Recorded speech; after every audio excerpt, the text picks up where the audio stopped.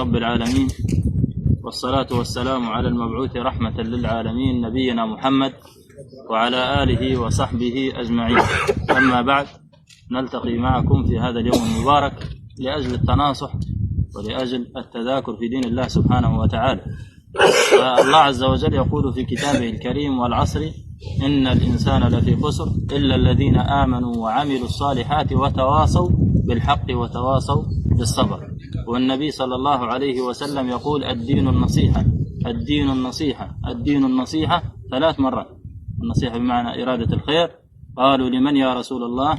قال: لله ولكتابه ولرسوله ولأئمة المسلمين وعامتهم. فدين هذا مبني على النصح، أن تناصحوا فيما بيننا. الدين ليس خاصا بالشيوخ أو برجال الدين أو العلم أو نحو ذلك. الدين هذا يعني عام لكل أحد، العسكري في معسكره، المهندس في شركته، مثلا الطبيب في مستشفاه ونحو ذلك. كل إنسان لا بد أن يهتم بدينه، لأن الدين هو رأس المال. الدين هو رأس المال. كل ما فوق الدنيا هذا يذهب، المناظر والأشياء هذه كلها تذهب، ما يبقى معك إلا دينك وعملك الصالح تلقى به رب العالمين يوم القيامة. وأهم ما ينبغي أن نتذاكر فيه دائما ونتكلم حوله وندندن عليه هو توحيد رب العالمين. هذا الأساس، هو مفتاح الجنة. مفتاح الجنة. الإنسان إذا لقى الله عز وجل لا يشرك به شيئا أدخله الجنة. النبي صلى الله عليه وسلم قال: من كان آخر قوله لا إله إلا الله قال دخل الجنة. لذلك الإنسان لا بد أن يعرف الغاية التي خلق من أجلها، التي هي عبادة الله وحده لا شريك له. يقول الله سبحانه وتعالى: وما خلقت الجن والإنس إلا ليعبدون، أي ليوحدون. وقال سبحانه تعالى في أول أمر في كتابه: يا أيها الناس اعبدوا ربكم الذي خلقكم. قال: اعبدوا ربكم الذي خلقكم والذين من قبلكم لعلكم تتقون. وقال: فمن كان يرجو لقاء ربه فليعمل عملا صالحا ولا يشرك بعبادة ربه أحد. فالعبادة حق لله وحده لا شريك له. صلاتك، صيامك، مثلا دعائك، استغاثتك، رجاءك، ذبحك، كل هذه الأمور التي تتقرب بها إلى الله اجعلها له وحده لا شريك له. لا تجعل له شريك، لا ملائكة ولا رسل ولا صالحين ولا قبور ولا غير ذلك. علق قلبك برب العالمين وافرد الله سبحانه وتعالى بالعبادة. الله عز وجل أبطل عبادة ما دونه جملة وتفصيل. في الآيات قالوا: من يشرك بالله فقد ضل ضلالا مبينا. قال سبحانه: اعبدوا الله ولا تشركوا به شيئا. وقال سبحانه في الآية الأخرى: ولقد بعثنا في كل أمة رسول أن اعبدوا الله واجتنبوا الطاغوت. هذا بشكل عام. وبشكل خاص الرسول صلى الله عليه وسلم وغيره من الأنبياء الله عز وجل في القرآن هم أفضل البشر. قال سبحانه وتعالى: ولا يأمركم أن تتخذوا الملائكة، اللي هم من أفضل عباد الله عز وجل في السماء، ولا يأمركم أن تتخذوا الملائكة والنبيين أربابا من دون الله، أيأمركم بالكفر بعد إذ أنتم مسلمون. وكذلك قال: يا عيسى ابن مريم أنت قلت للناس اتخذوني وأمي إلهين من دون الله. قال سبحانك: ما يكون لي أن أقول ما ليس لي بحق، إن كنت قلته فقد علمته، تعلم ما في نفسي ولا أعلم في نفسك، إنك أنت علام الغيوب. إذا كان النبي ما يعبد، وإذا كان الملك ما يعبد من دون الله، فكيف بغيره؟ فالإنسان يحرص على التوحيد ويتعلم التوحيد ويعلق قلبه بالله. فإذا توكل يتوكل على الله، فعلى الله فتوكلوا إن كنتم مؤمنين. وإذا استغاث يستغيث بالله: إذ تستغيثون ربكم فاستجاب لكم.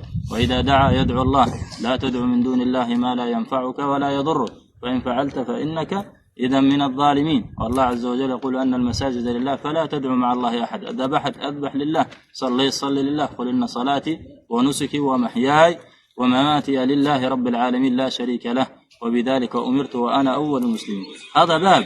وكذلك باب آخر وهو الرياء والسمعة. هذه كلها من أبواب الشرك. إنسان يصلي ليقال صلى، مثلا يصوم ليقال أنه من أهل الصيام، ويتصدق ليقال أنه جواد كريم. هذا كل هذه العوارض اللي تأتي إلى القلب، هذه كلها الله عز وجل ما يقبلها. أنا أغنى الشركاء عن الشرك، فمن عمل عملا أشرك فيه معي غيري تركته وشركه. لابد أنك تخلص لله في العمل. تصدق لوجه الله تريد بها رضوان الله.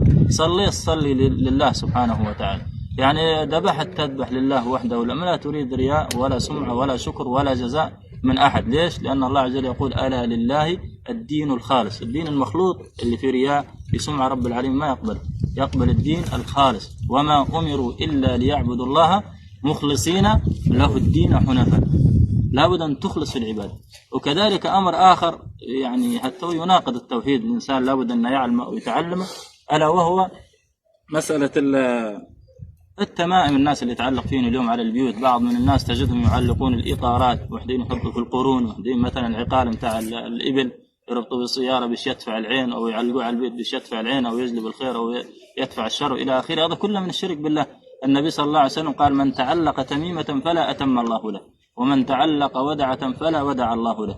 وكذلك في حديث رويفع بن ثابت قال له: يا رويفع لعل الحياة يطول بك العمر، من باب يعني النبي صلى الله عليه وسلم يعني يخبر أن رويفع من باب حسن الظن بالله أن يطيل عمره، فوقع أن طال عمر هذا الرجل، فقال له: لعل الحياة تطول بك فأخبر الناس أنه من عقد لحيته. بعض الناس كانوا في الجاهلية يتفاخرون باللحى، يجعلونها ضفائر، كبر وخيلاء، ما مديرين لله، لا يظفرونها بشنة كناية عن الكبر والفخر وإلى آخره. قال: من عقد لحيته أو تقلد وترا. الوتر الجلد أو غيره، يدروك تميمة يربطوا على الإبل، يربطوا كذا. فهنا قال النبي صلى الله عليه وسلم: من عقد لحيته أو تقلد وترا أو استنجى، قضى حاجته فاستنجى، يعني أزال أو قطع الخارج من السبيلين، أو نظف مكان الخارج من السبيلين برجيع دابة أو عظم، يعني الروث متاع الدواب أو عظم من متاع اللحم هذا. قال: فإن محمد بريء منه، تبرأ منه النبي صلى الله عليه وسلم اللي علق التميم. هو رجل دخل عليه النبي صلى الله عليه وسلم مريض في يده حلقة من صفر فيما يروى عنه. نعم.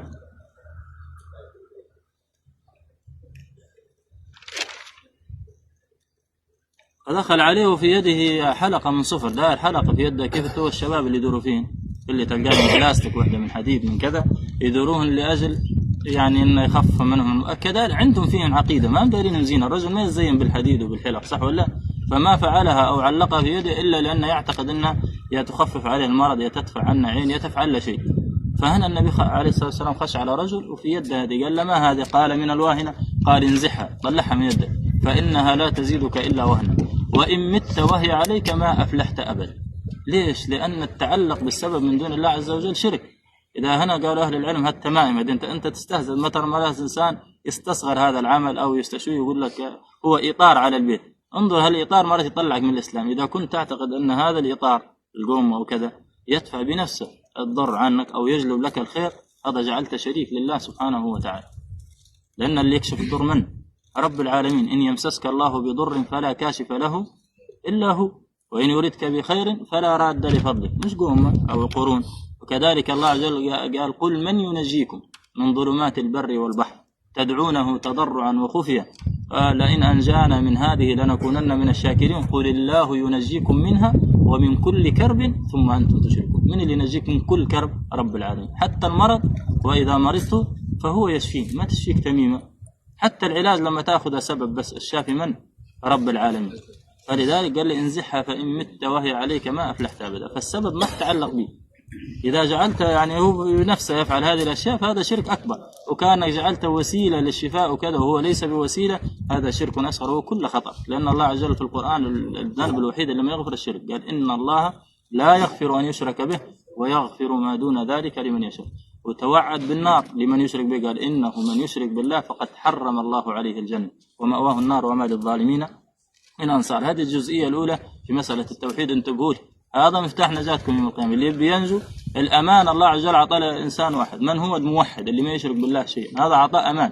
قال: الذين آمنوا ولم يلبسوا إيمانهم بظلم أولئك لهم الأمن. رب يوعدك بالأمن إذا ما أشركت به، ما تعلقت التمايم ولا سيدي فلان ولا الولي الفلاني ولا القبر الفلاني ولا كذا، ما رأيت ما كذا، الله وعدك بالأمان. الله عز وجل قال: الذين آمنوا ولم يلبسوا إيمانهم بظلم أولئك لهم الأمن وهم مهتدون. يوم القيامة أعطاهم الأمان. والأجمل والأعظم أنك مهما فعلت من الذنوب والمعاصي، كلنا أصحاب ذنوب صح ومعاصي، تبي الله يغفر لك، وحد الله عز وجل. النبي صلى الله عليه وسلم حديث صحيح قال: يا ابن آدم، قال الله تعالى: يا ابن آدم لو أتيتني بقراب الأرض خطايا، كثير يعني ذنوب واجد، لو أتيتني بقراب الأرض خطايا ثم لقيتني لا تشرك بي شيئا، التوحيد، قال: لا أتيتك بقرابها مغفرة. في أعظم لك يكفر لك ذنوبك ومعاصيك التوحيد إذا ما أشركت بالله. في هذا الجزء الأول. الجزء الثاني على مسألة الرباط والثغور والعمل العسكري والروح اللي أنتم ممتهنين. بعض الناس يظن أن هذه الوظيفة وظيفة يعني عادية أو بسيطة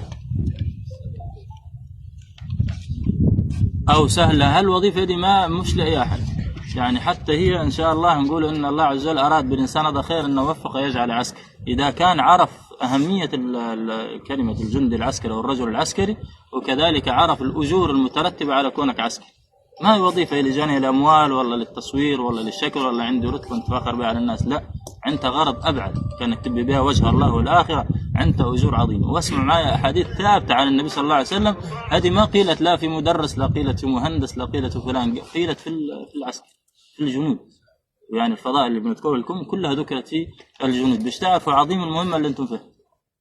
فالنبي صلى الله عليه وسلم أول شيء معنى الرباط، ما هو الرباط؟ الرباط قالوا هو الإقامة على الثغور، الإقامة على الثغور، وهي الأماكن التي تحيط بالبلد ويخاف الناس منها على أنفسهم. الأماكن المخوفة كالحدود وغيرها لما يقوموا عليها الناس أو الجيش يسمى مرابط، يعني يرابط حول الثغور. كذلك الوقوف في البوابات يسمى رباط، لأن الإنسان يلزم هذا المكان الذي يخاف الناس منه على أنفسهم ويحفظه لهم، هذا يسمى إنسان مرابط.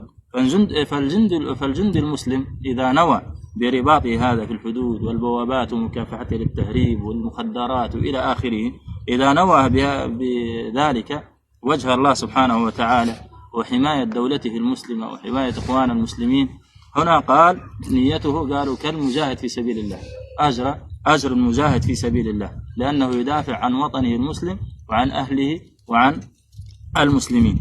قال النبي صلى الله عليه وسلم كما في حديث سهل بن سعد رضي الله عنه، قال رباط يوم واحد بس، رباط يوم في سبيل الله، قال خير من الدنيا وما عليه.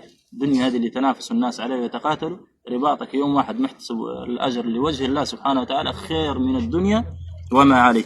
وموضع صوت أحدكم من الجنة خير من الدنيا وعليه، إذا دخلت الجنة موضع الصوت خير من الدنيا وما عليه، لأن الغاية كلها الذهاب وين؟ إلى الجنة، رضا الله عز وجل ورضوانه. والروحة قال النبي صلى الله عليه وسلم يروحها العبد في سبيل الله أو الغدوة خير من الدنيا وما عليه، الحديث رواه البخاري ومسلم. وكذلك جاء عن سلمان الفارسي رضي الله عنه قال رسول الله صلى الله عليه وسلم رباط يوم وليلة خير من صيام شهر وقيامه.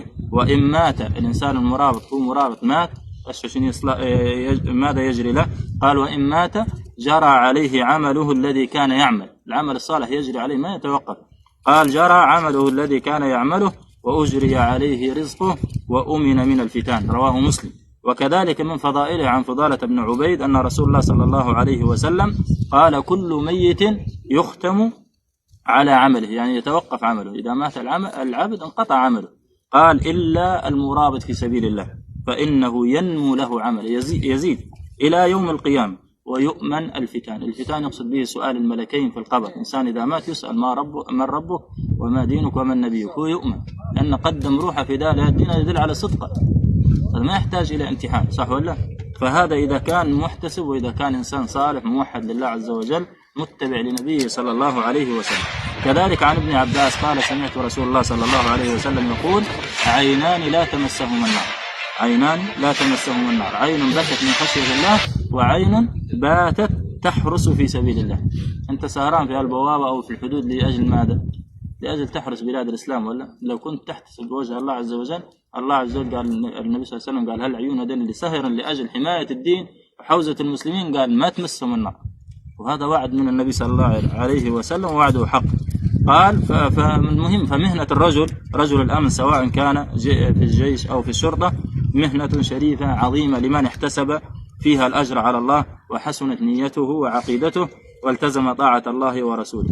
ولو تتأمل التاريخ قال ما فتح المسلمون مشارق الأرض ومغاربها وأعلوا راية هذا الدين العظيم حتى أدخلوه إلى فرنسا. آخر قتال للمسلمين عارفين فين؟ المسلمين لما كانوا متمسكين بدينهم، ما هم فرق وجماعات وبلاء، لما كانوا متمسكين بهالعقيدة الصحيحة، آخر معركة داروها في معركة تسمى بلاط الشهداء، قائدها عبد الرحمن الغافقي، هذه في فرنسا قريب من باريس، أشحون وصلنا يعني لما كنا متمسكين بدين. واليوم أين أصبحنا؟ أبسط حاجة أين فلان أين فلان، نحن اللي بدينا نحتاج للنصارى واليهود إلى آخره. ليش؟ لأن ابتعدنا عن لما كنا متمسكين بآخر معركة داروها السلف داروها في فرنسا، داخل فرنسا، تسمى بلاط الشهداء، اقرأوا عليه. فلما كانوا الناس متمسكة بدينها، اللي داروا المعركة دون من جيوش مثلكم، يعني رجال عسكريين، اللي عدى قاتل غادي مش مهندس ولا مدرس ولا كذا، عسكري، رجل من جندي من جنود الإسلام. وكان شنو وضعهم الوقت ذاك الجنود؟ كانوا قال تسمع لهم دوي في الليل كالنحل من تلاوة القرآن والصلاة. كانوا عباد مع جهادهم، كانوا عبادا في سبيل الله. وترى لهم قال هيبة وشجاعة، وترى لهم يعني عبادة، فكانوا كما قيل رهبان في الليل فرسان في النهار. لذلك لم تقف لهم قوة على وجه الأرض في ذلك الزمن، فقد جمعوا بين الإيمان والعمل الصالح وحسن القصد والنية، فاقتدوا بهم. يعني أنتم هؤلاء سلف، عرفت، فاتبعوهم يعني واقتدوا بهم، فتشبهوا إن لم تكونوا مثلهم، إن التشبه بالكرام فلاح. فالإنسان إذا كان حتى عسكري ما يترك عبادة الله سبحانه وتعالى. فهنا تحافظوا على عبادة الله عز وجل منها الصلاة وغيرها، وتكثروا من الأعمال الصالحة، وكذلك تطيعوا ولاة أمركم، لأن طاعة ولاة الأمر دين تدير، مش مسألة اسماء. الله عز وجل في القرآن قال يا أيها الذين آمنوا، الخطاب لمن؟ لنا نحن، أطيعوا الله وأطيعوا الرسول وأولي الأمر منكم. الله أمرك بطاعة ولاة الأمور في المعروف، إذا أمروك بمعروف بما لا يخالف الشرع فواجب عليك وجوبا طاعته، فاطيعوا ولاة أمرك. وكذلك يعني لا تنكث لهم بيعة. النبي صلى الله عليه وسلم قال من مات وليس في عنقه بيعة مات ميتة جاهلية. وإذا أعطيتم البيعة لا تنكثها، لا تغدر بها، لا تخون، لأن النبي صلى الله عليه وسلم قال ينصب لكل غادر اللواء يوم القيامة. اللي يغدر بهذه البيعة وينكث بها ويولي ظهره لولاة أمره، قال يؤتى به يوم القيامة له لواء علم مكتوب عليه هذه غدرة فلان ابن فلان قدام الأولين والآخرين. ولذلك يعني دائما خليك مع ولاة أمرك، اسمع لهم وأطع في المعروف في حال نشاطك وكسلك، وفي حال يعني عسرك ويسرك. لأن الصحابة رضي الله عنهم قالوا بايعنا رسول الله صلى الله عليه وسلم على السمع والطاعة في المنشط والمكره، وفي العسر وفي اليسر وفي أثرة علينا. يعني حتى لو استأثر ولي أمرك بشيء دونك فما يجعلك هذا تخرج من طاعته أبدا، لأن له بيعة في عنقه. أخيرا الواجب علينا كلنا يعني ولاة أمر ورعية، كرجال ونساء كبار صغار، الواجب على كل مخلوق خلقه الله من الإنس والجن المكلفين، الواجب عليهم ماذا؟ الواجب عليهم جميعا الاستقامة على الدين. أنت خلقت لعبادة الله، ما خلقت عبث، ضروري تستقيم، لأن الحياة قصيرة مهما طالت بك نهاية القبر. ما ينفعك إلا قال الله قال الرسول، ما ينفعك إلا الاستقامة وصحة العقيدة، الاستقامة على دين الله وإقامة توحيده وعبادته وطاعة رسوله صلى الله عليه وسلم واتباعه، والتعاون فيما بيننا كلنا في النهوض بهذا البلد وحمايته، وإقامة شعيرة الأمر بالمعروف والنهي عن المنكر كما أسلف، وتواصوا بالحق وتواصوا بالصبر.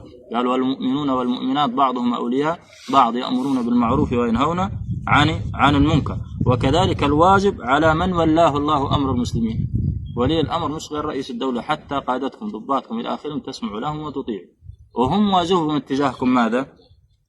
أن ينصروا دين الله سبحانه وتعالى. الواجب حتى على ولاة الأمور أن ينصروا دين الله سبحانه وتعالى ويعلوا كلمته، وأن يجعلوا دين الله عز وجل هو الحاكم في جميع شؤون حياتهم وسلطانهم. ليش؟ لأن الله عز وجل يقول الذين إن مكناهم في الأرض. التمكين من الله وحده، لا لقوتك لا لشجاعتك لا لعددك ولا عدتك، إنما هو فضل أولا وآخر لله عز وجل، صح ولا؟ ثم هذه الأسباب.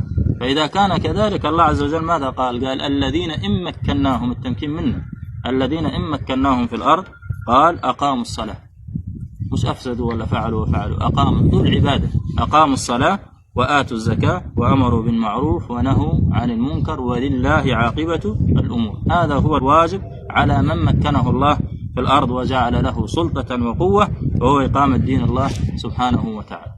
هذا ما عندنا، ونسأل الله سبحانه وتعالى أن يوفقنا وإياكم لما يحب